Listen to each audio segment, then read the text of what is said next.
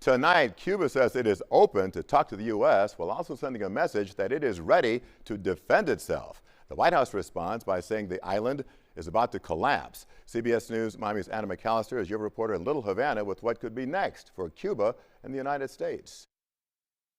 Cubans I spoke to outside of Versailles tonight tell me they want their homeland to be free and prosperous. We also spoke to a local Cuban expert who believes that a breakthrough is coming.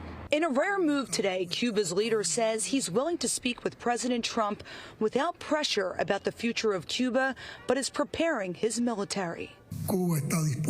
Cuba is willing to engage in dialogue with the United States on any topic, but without pressure or preconditions, and always respecting Cuba's sovereignty and independence. But Miguel Diaz-Canel also had this warning.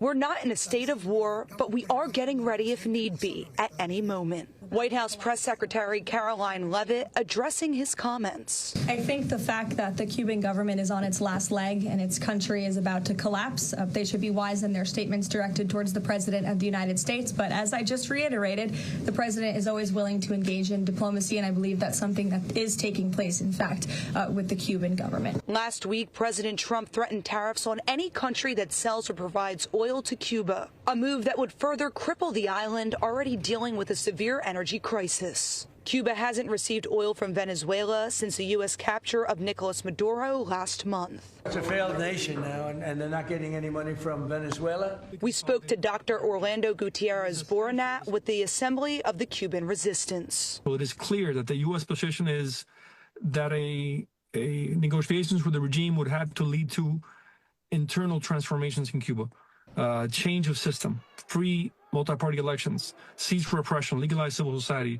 That's what our law says, the Cuban Liberty Act. While Dr. Gutierrez Boronat says he's doubtful talks between the two nations alone will lead to any immediate change, he believes Cuba is the closest it's ever been to the change it desperately needs. Cubans are hardworking, they're exceptional.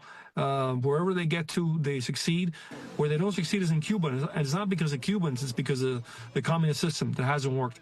So I think that a combination of the internal resistance to the Cuban people and the economic and diplomatic measures being taken by the U.S. government and increasingly even some European countries could lead to a break in this regime and the liberation of Cuba. Also today, Congressman Carlos Jimenez urging airline CEOs to end flights to Cuba.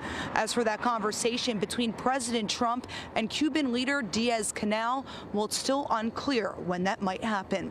But for now, reporting from Little Havana, Anna McAllister, CBS News, Miami.